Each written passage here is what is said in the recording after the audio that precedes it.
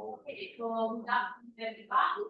So it's my pleasure to introduce you to the speaker of today's colloquium, Professor Melanie Rupflin from the University of Oxford and fellow of Trinity College. So Melanie got her PhD at Dirichlet, and then after postdoc in mathematics for gravitational Potsdam and University of Leipzig, she joined the Oxford faculty in 2000.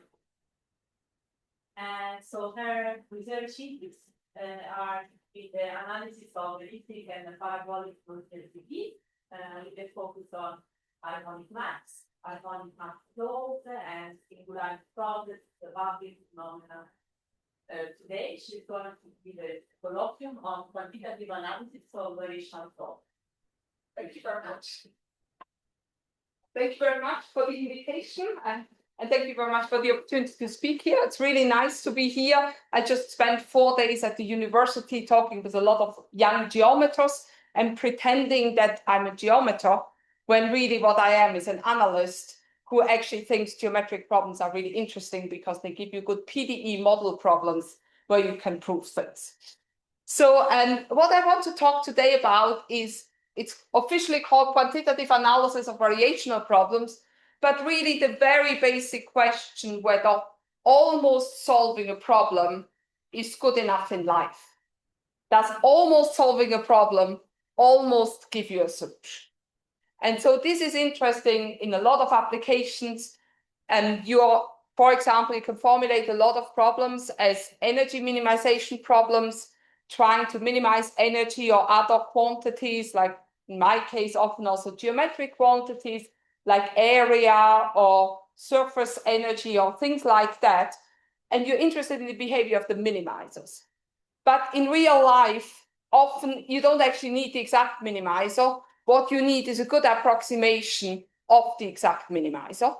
And so the question I want to answer or show you a little bit of a flavor of what is true and what can also go wrong is if you have some object which is almost optimal in that it almost minimizes your quantity, what can I say about how close it is to a true minimizer? Similarly, if you almost solve a PDE, for example, a Euler-Lagrange equation from your nice energy functional, does that mean that the function that you're studying is almost close, very, very close to a true solution? And I'm going to discuss a little bit how these things relate not just to PDE problems, elliptic problems, but also to the dynamics of gradient flows, and basically trying to explain how having the right style of estimates can make your life a lot safer, because you know that things can just not go as badly wrong as they could otherwise.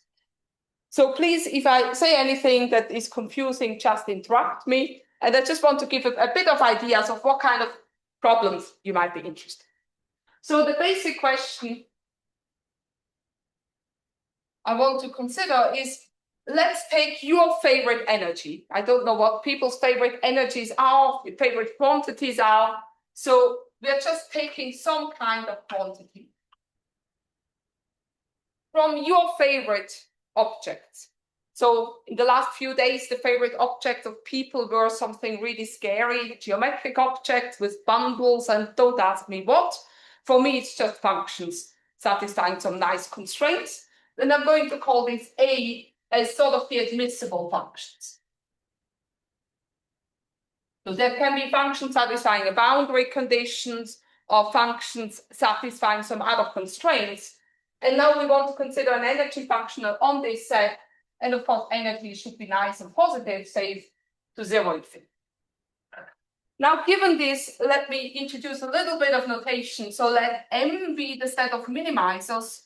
U in A, suppose they exist, so that the energy of U is the infimum of the energy over this set. And now, having this, it's natural for me to ask if one of my admissible objects, U in A, is so that the energy of U is almost equal to this infimum, and I'm just going to write this as E min. Does that imply that U is almost equal to an element of the set? And so when you see a question like that, of course, this is not a proper mathematical formulation because there's a lot of hand waving around. And depending on what you want, or more often, depending on what you can actually prove, you can ask this question at two different types of level. So you can ask a qualitative question. And the qualitative version of the question is, if I make the error here smaller and smaller and smaller, does the distance of that guy to the minimisers get smaller? So is it true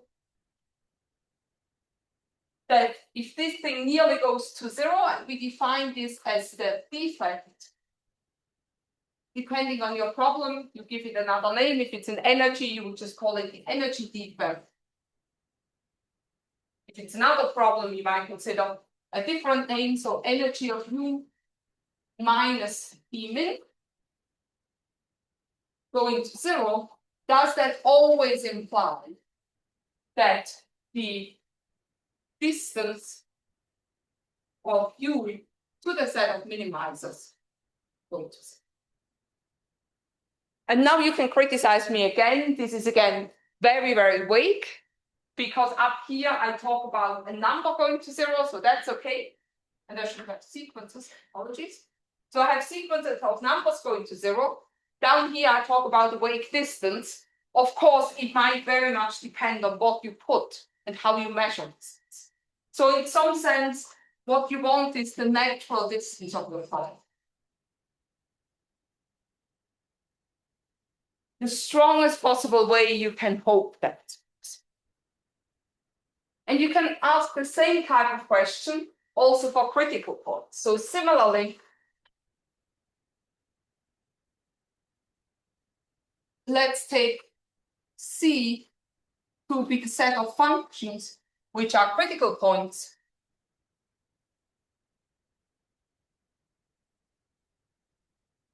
I.e. the solutions of the Euler-Lagrange equation. So Laplacian, so gradient of energy of U is 0, where that usually for nice energies, this is a nice, probably elliptic nonlinear PDE. So something to write down. Let's this, and now suppose that U satisfies the Euler-Lagrange equation up to an error.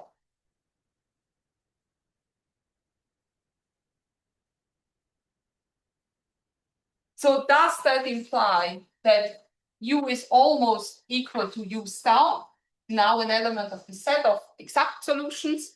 And similarly, does it ensure that E of U is almost equal to some E star, where E star is in the set of critical values E of U, so the energy levels of stationary points of your system, E of U, U in C. And I'm using a slightly exotic notation for that, which is big psi. So, I mean, I criticized people before, you need to be absolutely desperate to ever want to use big psi as a letter for any notation. You must really have run out of notation. For me personally, psi is quite fun to use, because one of the big questions I'm interested in my problems is whether I can expect the energy spectrum, so the energy levels of those, to be a discrete set. And hence whether psi, who has gaps between its bits, is actually a good letter of the energy spectrum. So you somehow would expect for nice problems, it's quite reasonable that stationary states that you're interested in shouldn't have like energy levels accumulating at the point. But it actually turns out to be a really hard question, even for simple. So these are the questions that you want to consider. And again, at the qualitative level, so this corresponds to does gradient, like for example, energy gradient in the right norm, or for example, maybe the L2 norm or something stronger, does that go to 0? Does this ensure that the distance goes to 0?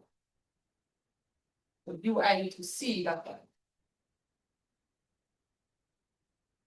And so these qualitative results, they sometimes also just call compactness results. What kind of convergence can we expect? And there's a whole lot known about this for a lot of problems. Now, personally, I don't find it very satisfying to know, oh, something goes to 0 implies something else goes to 0, if I have no clue how fast this goes to 0.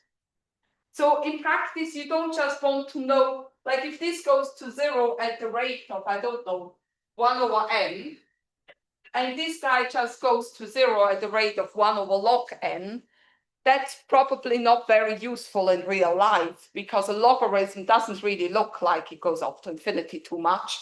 It's getting so flat. So we might not be able to use it. So instead of asking such questions at the qualitative level, you can also ask quantitative questions.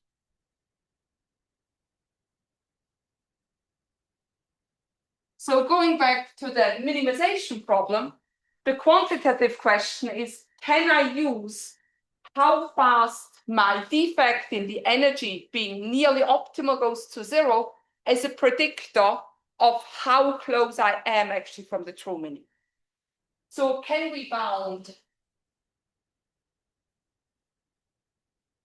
the distance of an object to true minimizers by some kind of function of the energy defect, and the thing you would expect is probably some kind of polynomial behavior. So for some delta. And similarly over here, if I go for critical points, I can ask the same question. So I can just put that here. So can we bound this? And this is called, it depends on the mood of the day of the researcher who talks about it, and a bit on the community. These are called quantitative stability estimates. They're sometimes also called quantitative rigidity estimates for minimize. So it depends. And so similarly, I can ask, can I bound the distance of u to the critical points in terms of the power of the variation of u to some gamma 1. So here this could either be a dual norm of your first variation operator if you feel like that's all you need, or it can be an L2 norm of the error that shows up in an Euler-Lagrange equation. It depends very much on the kind of problem that you're considering. And then, of course, similarly, can I bound the difference between the energy and some E star in terms of a power of the derivative of the energy to some. And now, again, these type of estimates are quite difficult to Google for, because depending on the community you talk with, they're called something completely different.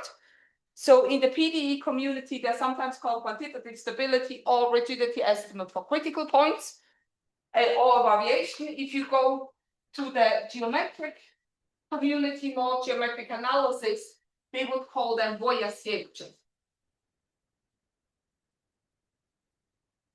So that's the name you have to Google if you want to find them in the context of geometric.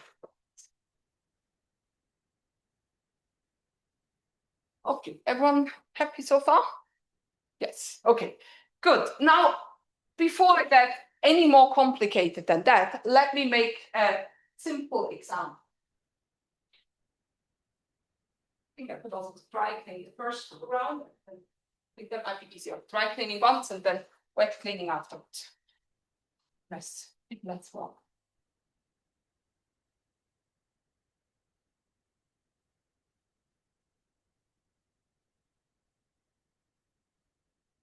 So what can we expect?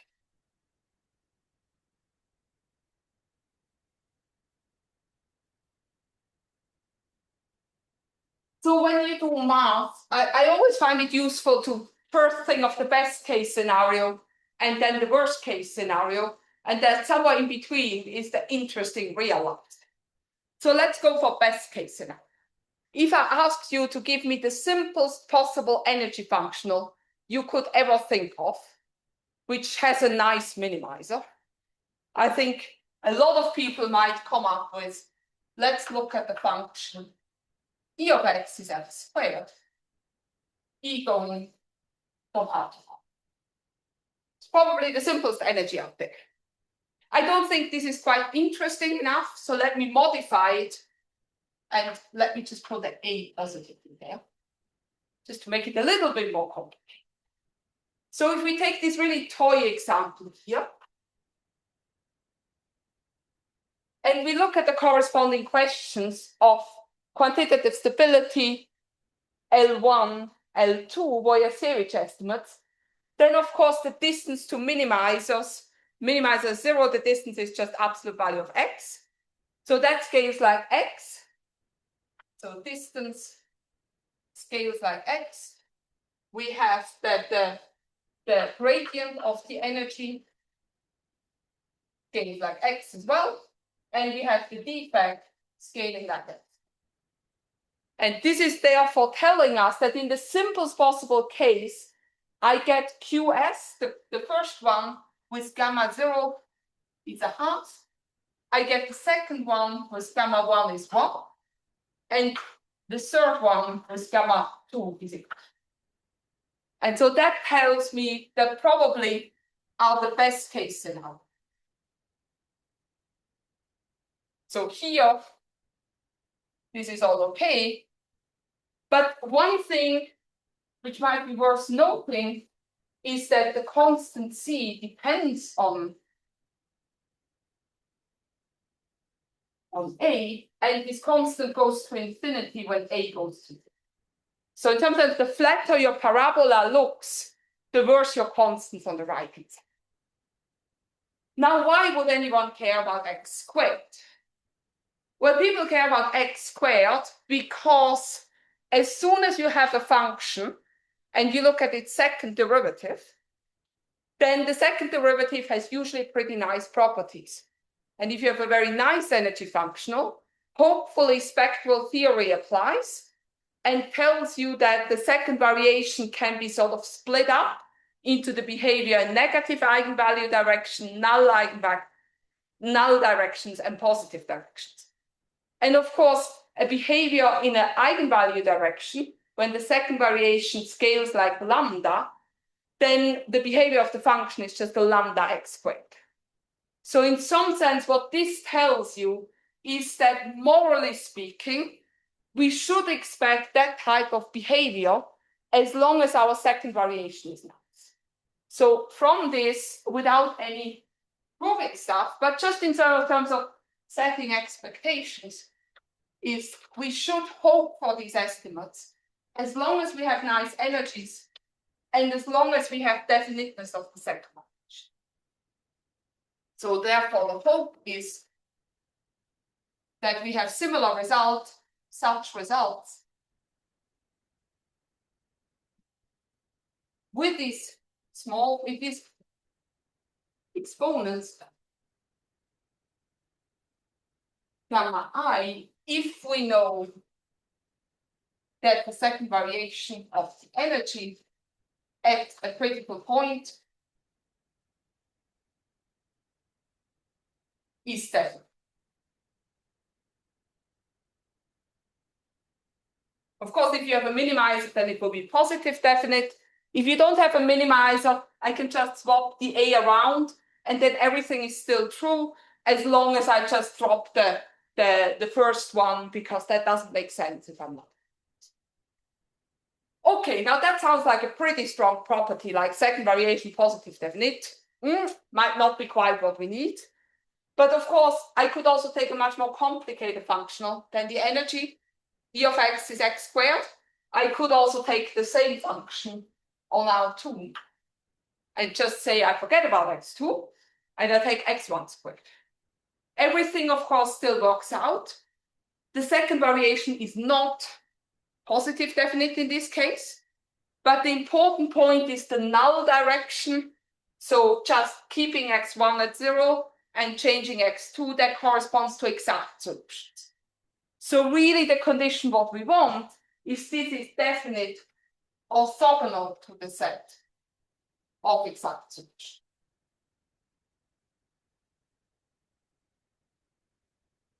Okay, well, if not, what should we expect then?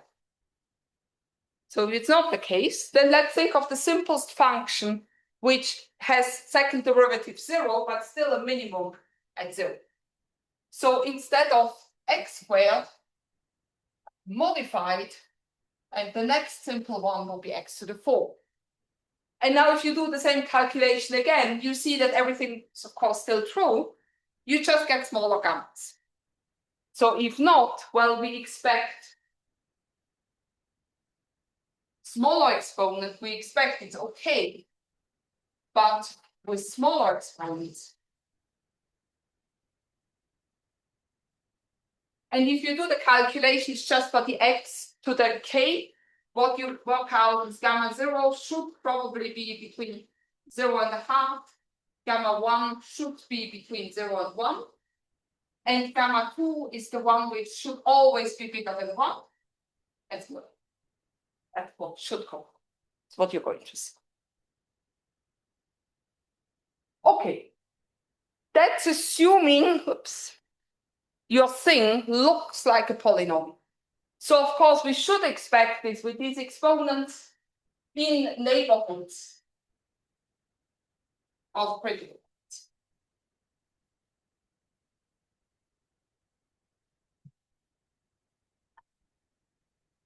Now, not the whole world is consisting of polynomials, right? Not everything in life is a polynomial. You might think, well, okay, maybe not everything in life is a polynomial, but most nice things can at least be described by power series. Probably going to be okay, therefore, in these situations. And that's indeed the sort of right intuition. As long as your function is described by a power series, life is good. If it's not, then you should be really, really careful. So, warning, none of this works.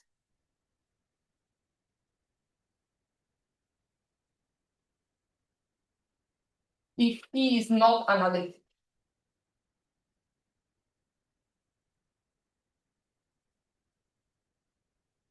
So if you have a non-analytic function, so a typical example that people like is you have a function which does a little bit of oscillation here, and it does more and more oscillations.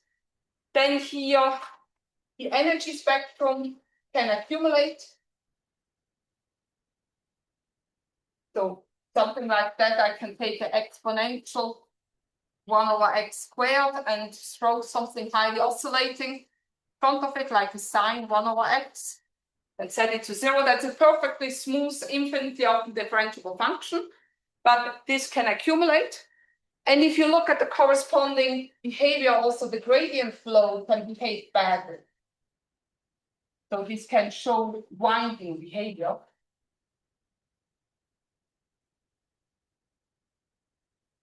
So what does that mean? So I promised a little bit of also behavior of dynamics.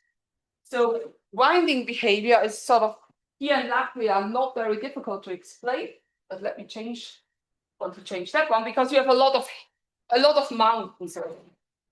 And so when you think of a gradient flow, that's of course one example is you're just going downhill from a mountain like the water flows. And if you have a nice mountain, that's a pretty efficient way of getting down the hill.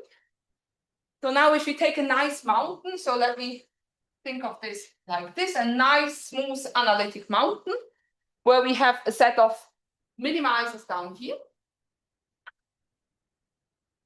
And now if I let something roll down the mountain, then the gradient flow will just go down. So this will be dt in minus dt. So if you have an analytic mountain, it goes really quick down to the hill. Now, of course, if you have mountains, then you have other things. You have, for example, sheep. If you have sheep on a mountain, then the dynamics change rapidly, and you can basically build a non-analytic hill by letting the sheep wander around your mountain. And so what they can do is do a little indentation into your mountain, and this indentation might really oscillate quite a lot. And now what that means is that your straight line down there just vanishes, and what your flow does, it starts winding around the mountain. So such a gradient flow, so for such solutions, you have, of course, it's a gradient flow, so the energy decays. For a gradient flow, energy always decays with gradient squared, and gradient is the same as velocity. So using this, I always get that the integral of velocity squared from 0 to infinity, that thing is always 1. But if you have bad behavior of a function, your integral of velocity, and that's the thing you care about in terms of how much do you move, is but the integral from 0 to infinity just of velocity is going to be different. So the velocity doesn't decay fast enough for your flow to converge, but it moves an infinite distance. And I don't know about you, but this is not what I want my gradient flow to do. This is not an efficient way to get down to the hill, whether it's by straight on walking or by actually running a numerical simulation. That's not the type. That's in some sense the type of behavior you absolutely want to exclude. And the good news is that if you have these type of Euler-Lagrange estimates, you can sleep better at night because you never have to worry about that picture. So one of the helpful applications of Euler-Lagrange estimates is predicting and guarantee you a convergence rate of the gradient. So if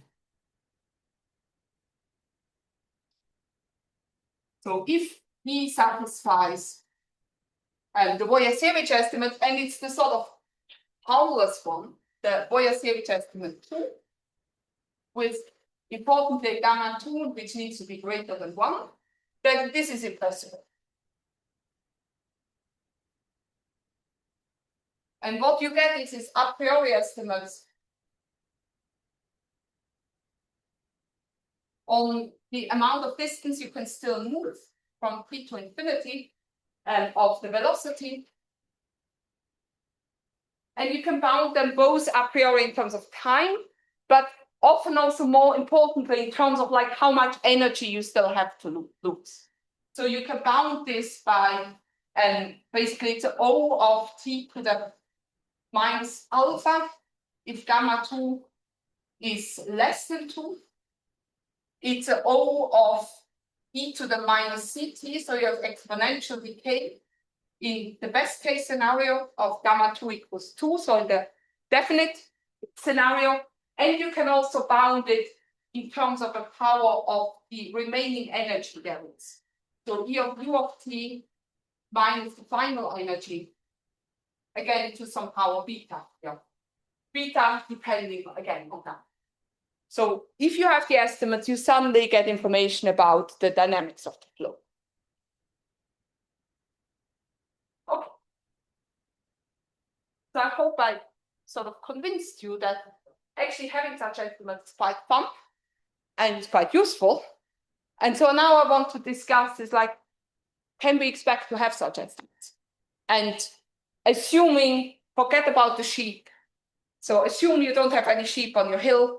So assume you have a nice functional which has analytic properties. That's really what you expect in some sense for physical systems, for geometric systems, or that you have situations where you have sort of generic behavior, because of course the thing of second variation vanishing in directions which don't correspond to critical point, that's pretty ungeneric. There's like eigenvalue exactly 0, so that might not happen all.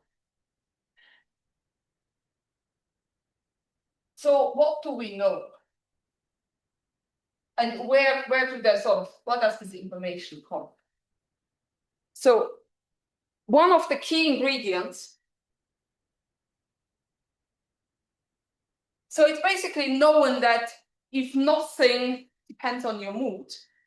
Scary or interesting, it happens. So nothing like singularities, nothing bad happens, like multi-scale behavior or anything like that, and you have a nice energy, then life is good if you want the result. Life is bad if you're a PhD student who actually wants to prove something because everything is known. So it's known, and the first case is a theorem, and this is why it's called Woyasevich estimate. From Woyasevich from the 70s. And this theorem tells you that if your energy is a function from an open subset of a finite dimensional space, then everything is good. So for every u star in C, there's a little neighborhood next on positive, so that these two Woyasevich estimates, L1, L2, and also the quantitative stability estimate, if you're a minimizer, they hold for all u minus v star. That's it.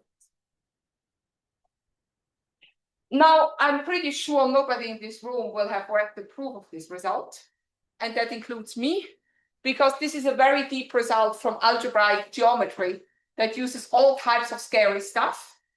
But the good news is that Woyasevich, who was an algebraic geometer, knew how to write down the theorem in a way that is useful for analysts. So therefore, as an analyst, you can use the theorem, and this is really the basis of a lot what you do now. So of course, like energies of finite dimensional space are not the most interesting thing in life. You rather want variational problems. And then the important step with regards to this was taken by Leon Simon. This is from 83. So that's also why these estimates are sometimes called Woyasevich-Simon inequalities. And basically he said, well, forget about this. And of course I should have said analytic, I'm sorry. So forget about the finite dimensional case. So suppose instead my energy is sort of typical, has a typical Lagrangian structure.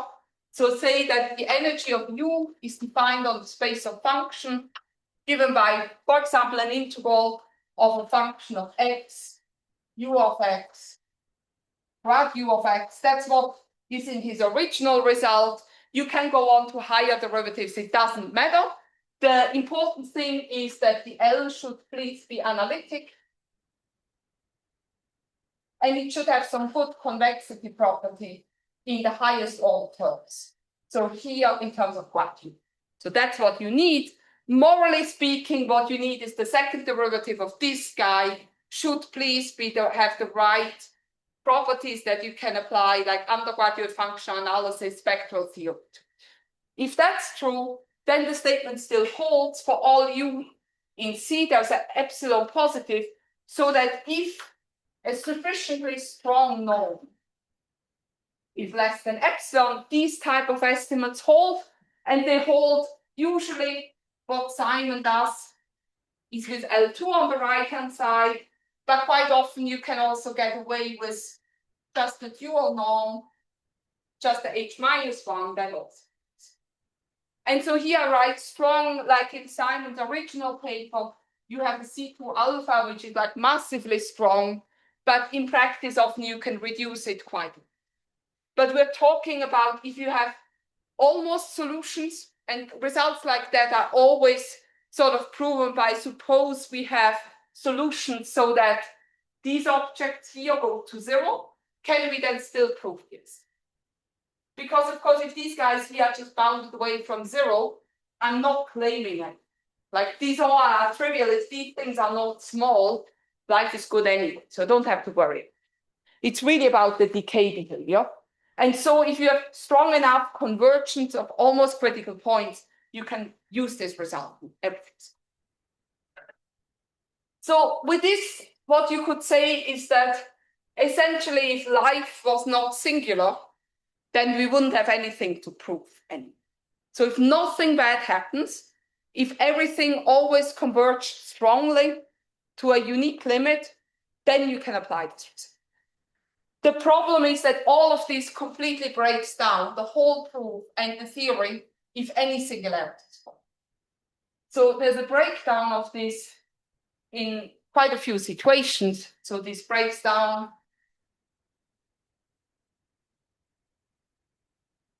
if, for example, singularities form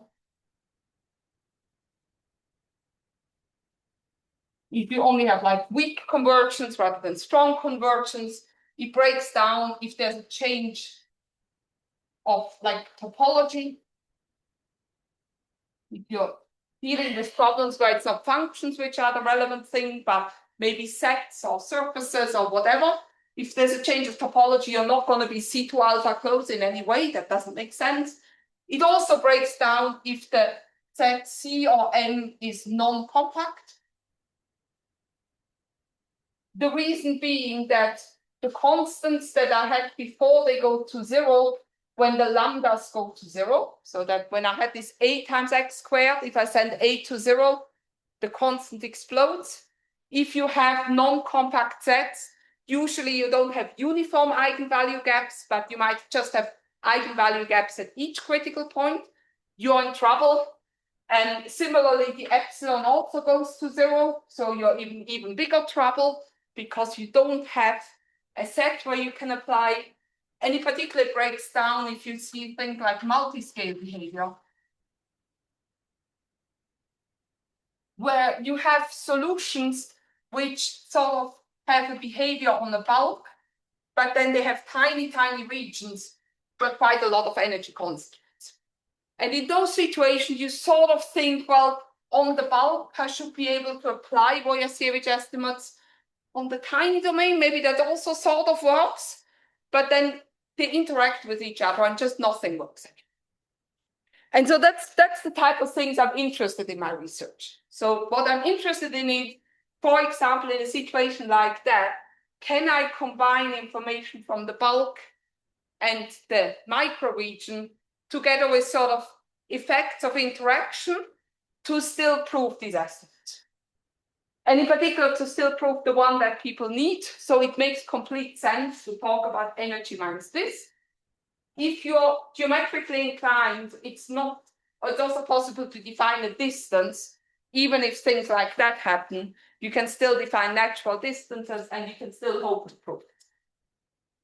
And while I said that this one is the most important one, actually the way you usually prove a Voyer-Searich estimate of that form is to first prove one of that form and then do a Taylor expansion.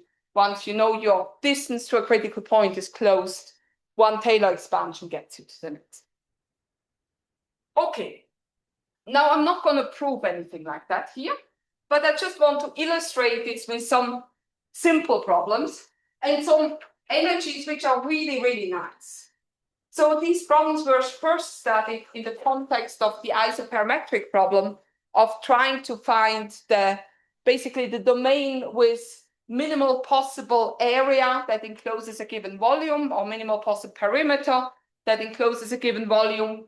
And this is one of probably the very, very first variational problem that was considered at all. It's about 3,000 years old, also called Dido's problem, after the legend of Queen Dido of Carthage, who was fleeing towards modern-day Tunisia and then was given a piece of land that could be enclosed by the hide of an ox. So she took, according to the legend, she took the leather, ripped it up into a very, very long rope. And then the question is, how do I put the rope so I enclose the best possible area? Of course, a mathematician would say, yep, let's take the circle. That must be the right thing. It is indeed the right thing. It's been known for 2,000 years. It's the right thing. It's been proven for 200 years that the sphere in all dimensions is the best isoperimetric problems. It's been proven since about 20 years that also at the quantitative levels. Now, actually, by the way, in the case of Queen Dido, she didn't take a circle because she was too smart for that. And she used that she was on the Mediterranean, not up in a hill, so not in L'Aquila. And so if you have a coast here and you have the sea, then actually the optimal thing oops, yeah, I'm not good at drawing circles, is a circular arc that meets it orthogonal. So, and already in this case, like that, now, if you're an analyst, then the area functional is not your best friend, because the area functional has pretty bad behavior with regards to almost. Rather, you would think, oh, well, something, what's the nicest energy? It should look like a square. So let's look at my favorite energy. This is the Dirichlet.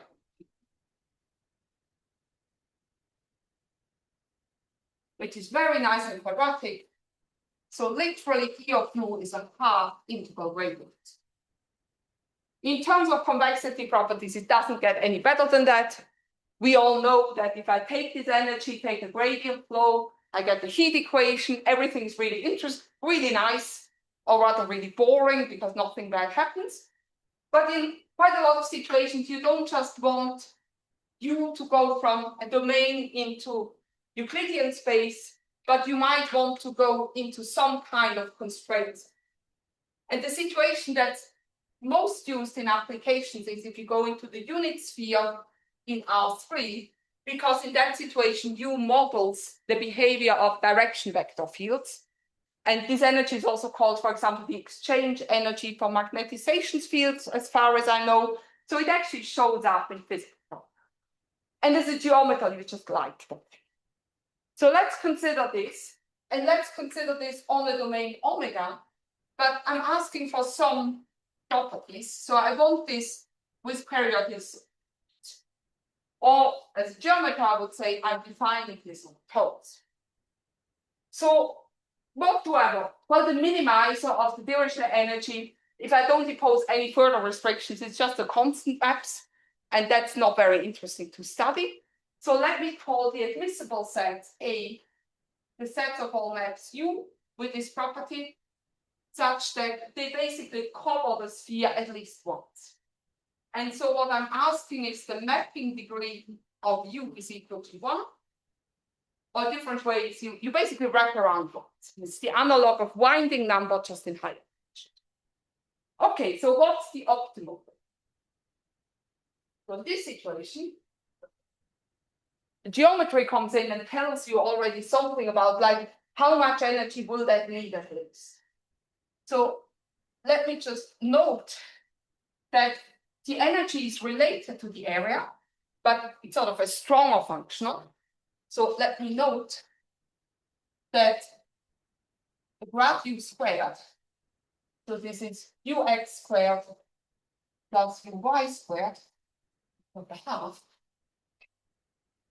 This is, of course, always bounding from above ux times uy. And this is always bounding from above ux cross curve. Trivial. And if I throw an integral in front of it, that's of course still true. But if I throw an integral in front of it, this thing is the energy, and this thing is the area. So the energy is always bounded below by the area, and we have equality if and only if ux is orthogonal uy and ux is equal to y, i.e. U is conformal, so it preserves n.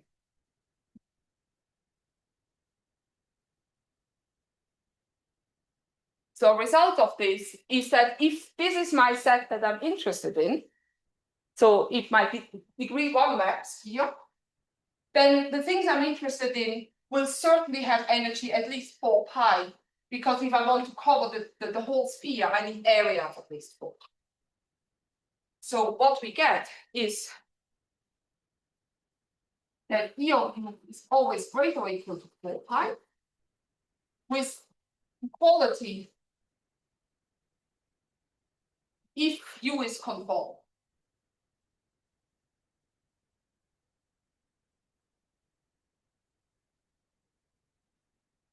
And so here I'm looking for doubly periodic maps into the sphere.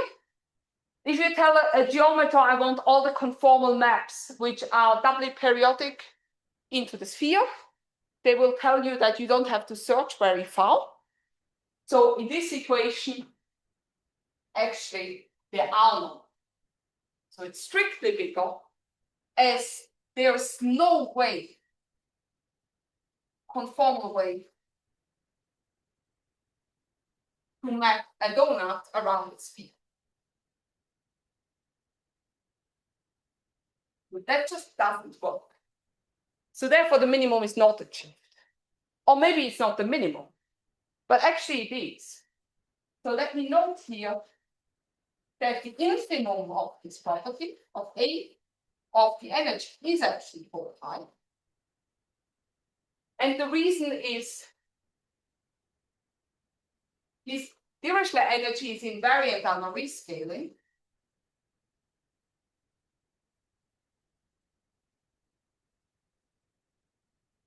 And if you rescale enough inside the torus, it looks like you're not the torus, but it looks like you're just the Euclidean plane. So if I take my doubly periodic domain, and if I take this tiny little ball here, and I scale up this tiny little ball to like the unit size guy, then I'm shifting all of that out to infinity.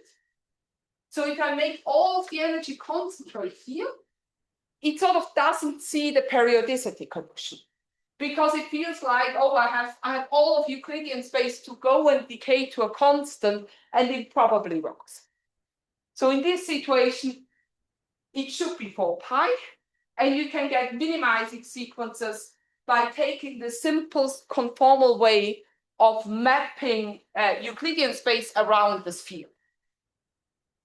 And having had a bit of history again, that's been known for quite a long time, because people have been using stereographic maps to have like angle preserving ways of navigating themselves around, while Google Maps wasn't quite there yet. So the simplest way is to take an inverse stereographic projection. So let me note that the inverse stereographic projection, so just the inverse of the stereographic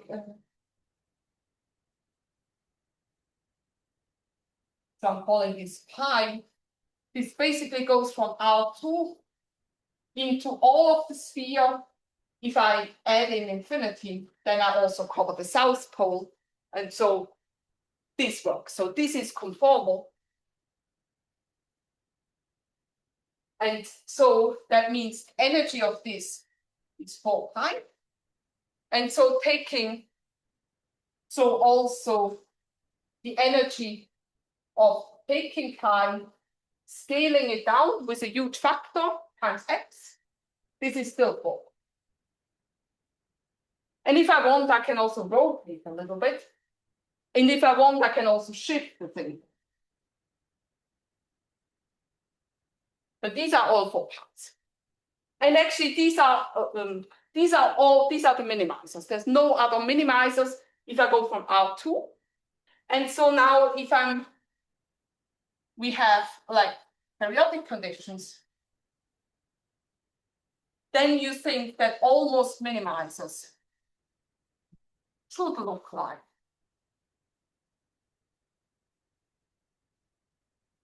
this thing here, but it should look like this with basically lambda equals it. Because you should squeeze it down as much as you can so that your periodicity condition is out at infinity, so you've decayed nicely. Yeah. So asking the question of, can I now prove whether as a function that almost minimizes this very simple energy is actually almost a minimizer, amounts to, what can I say if I know the energy is very close to 4 pi? Does my map look extremely concentrated? So is the right scale, like the right radius extremely small, corresponding to 1 over lambda? So this guy's concentrates on our scaling like 1 over lambda. Can I also get that it looks basically like a rotation attached? And indeed, that is true. So to finish off, let me just state a little theorem at the end. No. Theorem of myself and my student, Sebastian Woodward. from earlier this year, that 4-degree monuments from any torus, and actually from any higher genus surface of any type, but who cares? So it doesn't need to be like a square torus or anything like that, but multiple directions. And just a doubly periodic thing, we have, I'm going to just state the corresponding thing for the minimisers, that the distance of all maps U from the nearest infinitely concentrated thing like that, rotation, plus then on the bulk of it. So if you are concentrating all of the energy in a tiny point, then also outside here the thing should please be constant. So you compare to the microregion should look like a rotation, the bulk should be constant. So this nearest distance of concentrated rotation plus and constant, this is indeed bounded by constant delta U. Where this distance here gives you 3 points of information, it's the distance to a constant on the bulk. It's a bound on a distance to a rotation, like a scaled rotation times inverse stereographic projection, and it gives you also the corresponding bound on just how concentrated the thing really needs to be. So a distance on the. And with this, I thank you very much for your attention. Yeah, thank you.